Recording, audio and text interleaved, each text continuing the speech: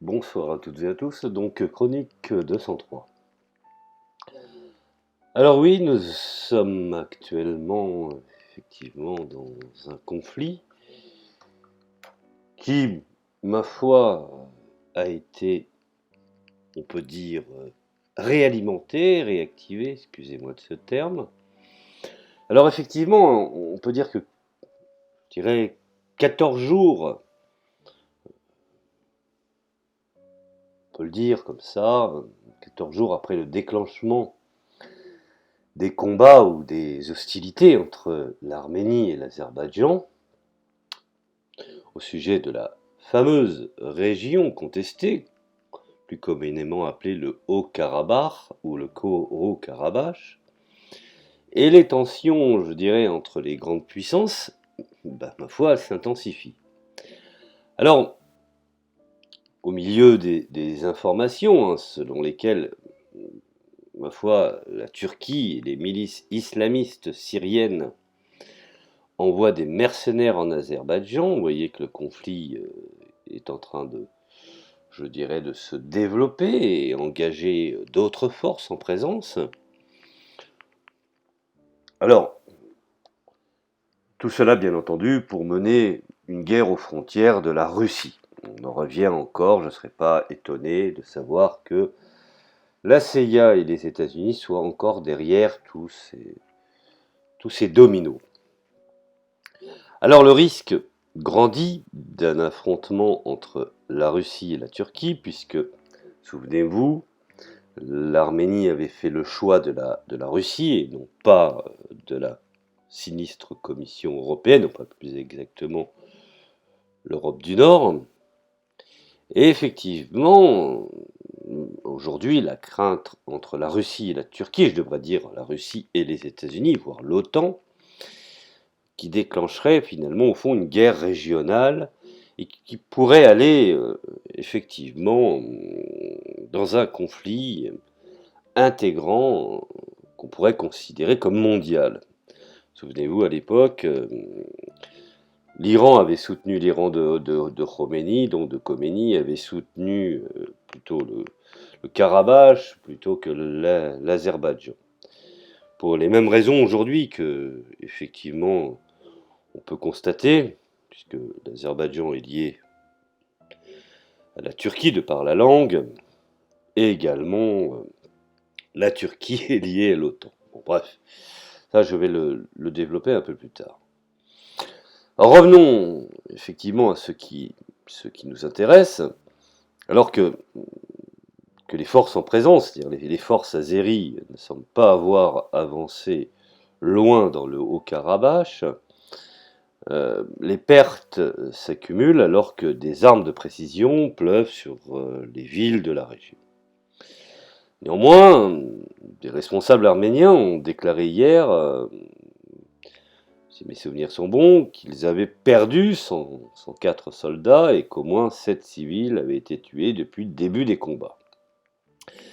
Les responsables azéris n'ont donné aucune statistique sur les pertes militaires et ont confirmé que 15 civils azéris avaient été effectivement tués. Alors on le voit également sur, je dirais, sur la toile, que des vidéos en ligne montrent des frappes aériennes, des drones infligeant des pertes, je dirais, substantielles aux unités et équipements militaires. Alors les responsables arméniens affirment avoir détruit 83 drones, 7 hélicoptères, 166 véhicules blindés, un avion de guerre et une batterie de missiles et avoir fait, ma foi, 920 victimes. Contrario, l'Azerbaïdjan affirme avoir détruit 130 véhicules blindés, 200 systèmes d'artillerie et de lancement de missiles, voire même, on pourrait dire, 25 batteries de missiles de défense aérienne et un système de défense aérienne S-300, les fameux, je dirais, missiles sur camion, tout en faisant, bien entendu, de 1300 victimes. Alors, Arayik Arayotouyalan, le président de l'autorité non officielle arménienne du Haut-Karabakh, a averti, je cite, Nous devons être prêts pour une longue guerre. La guerre se terminera par la défaite de l'Azerbaïdjan, ou du moins par une victoire. Bon, ce n'est que finalement la vision de Arayik Harutyunyan. Bon, bref, revenons à ce qui nous intéresse. On peut dire que de manière significative, Harutyunyan a ajouté que l'Iran était l'une des principales cibles. Souvenez-vous, à l'époque, dans les années 88 jusqu'en 94, me semble-t-il, l'Iran avait soutenu, l'Iran de Khomeini avait soutenu le Haut-Karabakh, et donc, effectivement, on en revient à des conflits qui n'ont pas été terminés. Un peu, on pourrait significativement comparer, dans les guerres asymétriques des Américains, d'où Clinton n'avait pas réussi à faire de la Russie une terre docile pour les États-Unis, on utilise effectivement par différentes étapes le Maïdan en Ukraine, puis aujourd'hui, effectivement, les mouvements d'opposition au Bélarus, afin d'avoir ses entrées par la suite en Russie et déstabiliser cette dernière. Bref, il faut bien comprendre que certains projets qui n'ont pas abouti restent toujours dans les tuyaux. Alors, revenons effectivement à ce que dit Haru Tutunayan concernant effectivement que l'une des principales cibles des opérations azéries, soutenues par la Turquie, considère que, effectivement, une des cibles de cette guerre est de combattre sur la ligne de contact, qui avait été, je dirais, précitée, et l'Iran. Parce que cette guerre est dirigée, entre autres, contre l'Iran, et apparemment, d'après ce qu'il précise, effectivement, qu'il est conscient que des problèmes régionaux liés particulièrement au nord de l'Iran, où la population azérie est importante, et les responsables iraniens craignent qu'un sentiment séparatiste ne se dégage parmi les Azéris iraniens en faveur d'une possible, je dirais, cession de l'Iran et l'adhésion à l'Azerbaïdjan. Alors il s'agit du combat arméno-azéri, le plus sanglant depuis la guerre de 88 à 94, comme je l'ai précisé tout à l'heure, entre les deux républiques ex-soviétiques, et qui a éclaté peu de temps avant que l'URSS, enfin l'Union soviétique, s'effondre en 1991. Alors, bien entendu, je ne vais pas rentrer dans l'explication un peu profonde concernant l'effondrement de l'Union soviétique, puisqu'elle a différentes sources. On sait pertinemment qu'on a tout fait pour que ce système s'effondre, mais bon, du moins cela est une autre question. Bref, il est maintenant, je dirais, profondément enchevêtré dans les innombrables rivalités géopolitiques, des guerres impérialistes qu'on pourrait qualifier de guerres asymétriques, et les conflits ethniques locaux qui se sont répandus au Moyen-Orient et en Asie centrale au cours de ces 3 décennies qui ont suivi effectivement la dissolution de l'Union soviétique. Alors, en particulier, je voudrais préciser que la guerre se déroule au milieu d'une campagne croissante de l'impérialisme américain pour isoler et menacer, je dirais, l'Iran et la Russie, et par voie de fait, effectivement, en définitive, la Chine. Alors, les responsables turcs soutiennent de manière agressive les Azéris, ethniquement turcs, comme je l'ai précisé tout à l'heure, contre l'Arménie.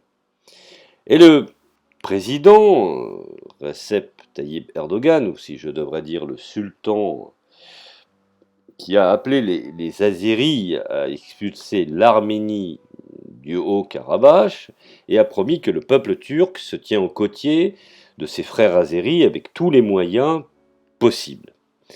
Bien entendu, cela intensifie les tensions avec le principal soutien régional de l'Arménie, qui est en l'occurrence la Russie.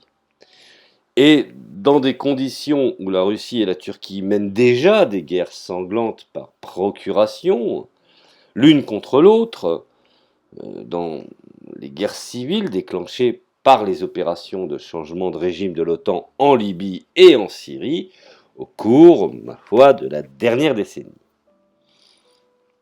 Quand même assez étrange qu'on retrouve la Turquie aussi bien loin de ses frontières en Libye, plus précisément au Maghreb, et également en Syrie. Bon, bref.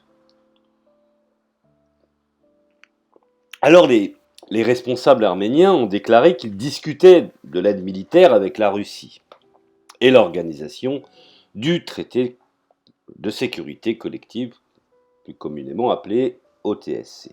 Bon. Et qui comprend, ma foi, les républiques post-soviétiques de Russie, d'Arménie, de Biélorussie, du Kazakhstan, du Kyrgyzstan, du Tadjikistan. Et le premier ministre arménien, Nikopol Pachinian, a appelé le président russe, Vladimir Vladimirovitch Poutine, et le président français, pour ce dernier, je pense que c'est une blague nationale, mais enfin bon, ça je parle en français, mais enfin. Donc le président français, Emmanuel Macron, pour discuter de la guerre sur la chaîne Russia 1, et il qualifie la guerre de menace pour l'existence même du peuple arménien, attendu qu'effectivement il y a aussi un très grand traumatisme du fait du massacre des Arméniens de 1915 à 1922. Je ne vais pas vous faire une explication, cela nécessiterait une autre chronique, mais n'oublions pas ce qu'avait dit al-Baghdadi dans un de ses mondbars, c'est-à-dire au haut de sa chair. Il avait dit que ces troupes militaires devaient s'inspirer de la technicité des soldats et des limiers turcs pendant l'Empire ottoman sur les Arméniens. Tout un programme, me direz-vous. Alors, effectivement, la semaine dernière, les discussions russo-turques de la province d'Idlib, dans le nord-ouest de la Syrie, secteur kurde, ont échoué. On s'attend à une offensive, je dirais, par la Russie, par les troupes gouvernementales syriennes, du gouvernement légitime de Bachar al-Assad, contre les rebelles islamistes, soutenus bien entendu par la Turquie et les puissances de l'OTAN. Alors les drones, mais les systèmes de défense aérienne turcs se sont toutefois révélés un obstacle au déploiement d'avions et d'artillerie lourde russes et syriens pour soutenir l'infanterie syrienne et iranienne contre les milices islamistes liées à Al-Qaïda et soutenues, bien entendu, manifestement par la CIA. Alors, on sait que déjà que les milices, on l'avait déjà signalé, que finalement au fond les milices islamistes et des sociétés de sécurité privées turques embauchaient des combattants pour se déployer en Azerbaïdjan. Cela a été effectivement même reconnu par des journaux tout à fait officiels comme le Guardian, ou a interrogé des Syriens d'Idlib embauchés par des milices islamistes pour 7000 à 10 000 livres turcs, soit de 900 à 1300 dollars par mois comme solde, pour un travail de sécurité en Azerbaïdjan. Il n'y a pas d'emploi disponible. Selon effectivement l'intéressé, j'avais l'habitude de travailler comme tailleur à Alep, mais depuis que nous avons été déplacés à Azaz, après la chute d'Alep, aux mains d'Assad en 2016, j'ai essayé plusieurs reprises de pratiquer mon métier, mais ma famille et moi, nous ne pouvons pas gagner assez, a expliqué un des fameux, effectivement, gardiens.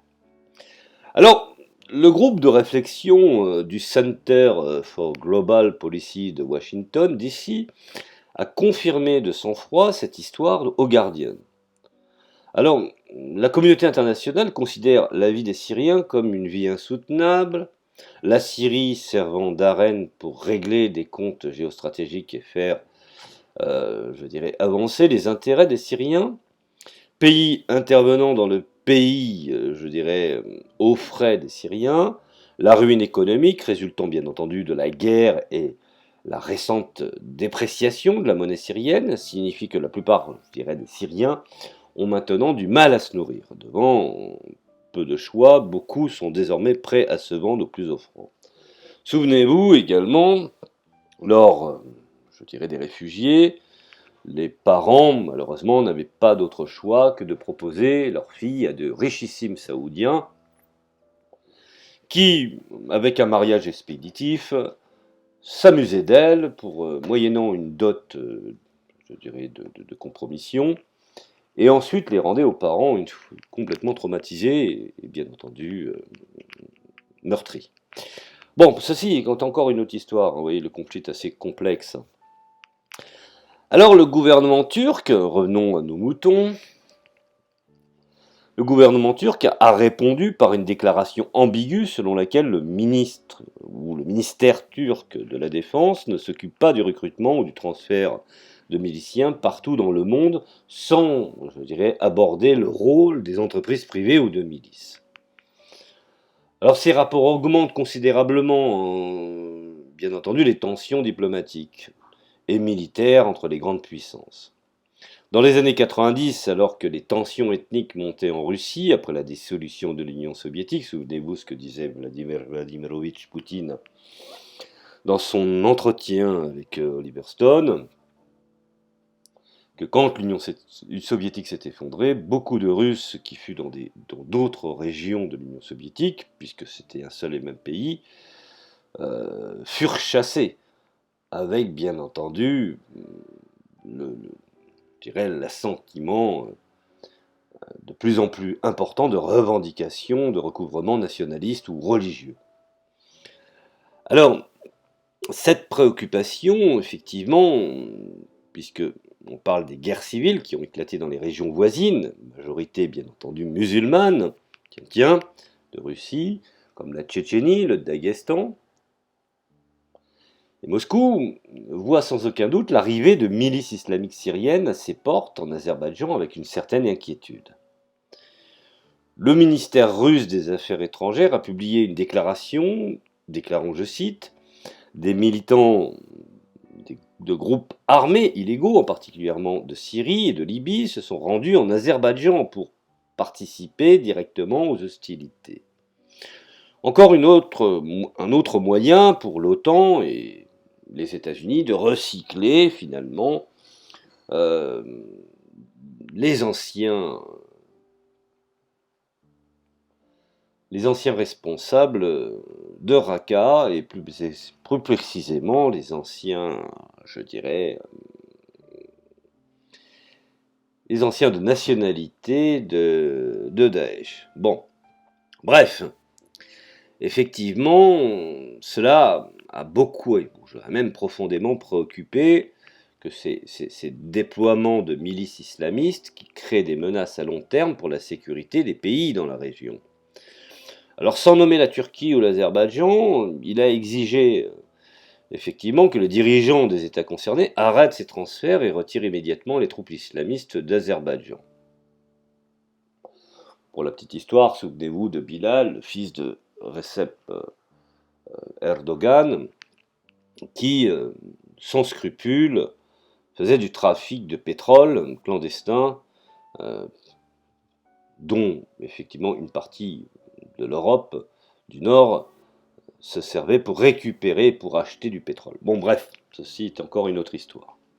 Alors le président français Emmanuel Macron, du mal, qui soutient les côtes, je dirais, les côtés, je dirais même opposés à la Turquie dans la guerre civile libyenne, et souvent les revendications maritimes grecques contre la Turquie en Méditerranée, pas non plus, effectivement, pour ce qu'il en est de ce cas d'espèce, lui tenait rigueur, puisque la problématique de la Libye, effectivement, est du domaine de la responsabilité de Nagui de Naboska, alias Petite Talonnette de Mamamouchi, Nicolas Sarkozy. Bon, bref, effectivement, on peut considérer que la problématique de la guerre contre la Turquie, du moins de la guerre grecque contre la Turquie en Méditerranée, a également, je dirais, attaqué la politique turque dans le Caucase. Alors la France est très inquiète de déclarations belliqueuses de la Turquie ces dernières heures. qui donne essentiellement le feu vert à l'Azerbaïdjan, bien entendu, pour reconquérir le Haut-Karabakh. Alors, bien entendu, Macron a annoncé lors d'une déclaration, lors d'une conférence de presse, que nous n'accepterons pas, blablabla, blablabla. Bon, bref, est-ce que la France, aujourd'hui, dans les médias, a les épaules pour pouvoir faire arrêter les hostilités? Bon, ça, je n'y crois pas, mais enfin, ça, c'est encore de la com, bien entendu. Bref, alors, effectivement, on peut dire que un aspect frappant de cette guerre arméno-azérie a été le silence de Washington, qui avec Moscou et Paris préside nominalement le groupe de Minsk, chargé depuis 1992 de superviser, je dirais, les discussions pour gérer le conflit arméno-azéri. Cependant, ce qu'il faudrait bien préciser, c'est que Washington n'a lancé aucun appel important à la retenue. Le président américain Donald Trump n'a fait qu'une brève déclaration disant « Nous verrons si nous pouvons l'arrêter ». Bon. Alors sur ça aussi, je voudrais bien préciser, là-dessus dernièrement, il y a eu l'entretien entre ces deux présidents, enfin du moins ces deux candidats à la présidence américaine, Joe Biden et Donald Trump. On a essayé de nous vendre, finalement, deux prisons complètement opposées. Le débat fut d'une vulgarité, je dirais, crasse, on va dire ça comme ça, et même profonde. Je ne fais pas la différence, hein, soyons honnêtes, je reprends un petit peu l'argumentaire de Georges Marchais sur les blancs bonnets et bonnets blancs. Biden fait partie des démocrates. Les démocrates se sont, je dirais, en la qualité de Hillary Clinton, vantés d'avoir effectivement aidé à l'assassinat de Kadhafi. Et Trump lui-même avait pensé à un moment donné assassiner Bachar al-Assad. Donc, quelle différence entre la gauche californienne de Robart et la mafia oligarchique capitaliste du BTP. Bon, bref, ceci est une autre histoire. Mais je tenais effectivement à préciser que ceux qui croient en Trump étant un saltimbanque de la finance et de la télé-réalité, qu'il serait devenu effectivement un socialiste patriote. Bon. Quant à l'autre, je viens d'expliquer, il suffit, je vous renvoie sur les théories fumeuses de l'anarcho-capitalisme, de la pensée, effectivement, de la Silicon Valley. Bon, c'est encore un autre problème. J'ai fait quelques chroniques concernant l'anarcho-capitalisme pour que les gens puissent saisir un petit peu de quoi je parle. Bref, effectivement, là, je parlais du silence frappant de Washington. Alors, nous avons Thomas de Waal, de la Carnegie Foundation Europe, qui a qualifié Washington de désengagement inhabituel. Et le risque d'une nouvelle escalade d'une destruction massive est assez alarmante. Il a même ajouté que Washington a été le dernier acteur international et majeur à publier une déclaration indiquant un recul de l'intérêt pour cette région. C'est sans doute aussi un signe que le président Donald Trump, sponsor de la Trump Tower, jamais achevé à Bakou, considère l'Arménie et l'Azerbaïdjan uniquement à travers une perspective commerciale. Ne l'oublions pas, Trump a beaucoup investi en Azerbaïdjan. Et donc, effectivement, sa pensée est muée par des intérêts personnels, voire même des appétits. Mais bon, ceci est encore une autre histoire. Alors en fait, Washington cherche depuis des décennies à dominer le Moyen-Orient, refaire les cartes selon son avantage, et plus précisément à détruire effectivement la Russie et également la Chine. Alors, bien entendu, dominer pas seulement le Moyen-Orient, mais également l'Asie centrale, en tant que clé stratégique géopolitique envers l'Europe. Souvenez-vous, jusqu'en 2049, selon le projet de Xi Jinping, d'établir effectivement la route de la soie. Les États-Unis vont tout faire pour éviter que ce projet puisse se mettre en place. Alors, bien entendu, tout cela concourt à une stratégie géopolitique envers l'Europe, et la Russie et l'Asie de l'Est.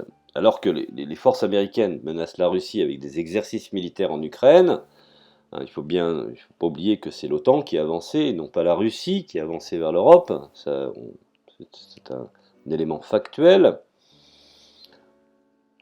Et finalement,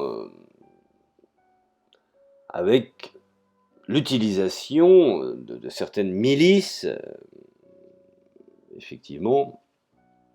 Donc il semble que Washington se contente de laisser ce conflit s'intensifier alors qu'il se concentre sur la menace de Moscou et de Téhéran. Alors la guerre dans le Caucase est un avertissement brutal de la faillite du système d'État-nation et du danger croissant de guerre à grande échelle posé par les conflits nationaux et ethniques à travers l'Asie, ou l'Eurasie, et également religieux. Alors il est urgent de mobiliser et d'essayer de repenser l'État et finalement d'essayer de considérer que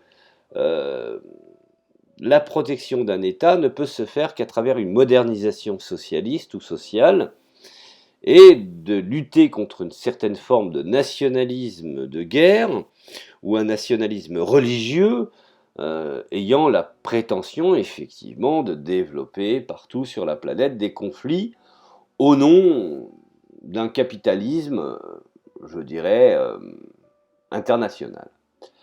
Voilà, je vous remercie de m'avoir écouté pour cette chronique qui fait un petit peu longue, mais elle avait son importance. Et je vous dis à la prochaine chronique. Merci à vous.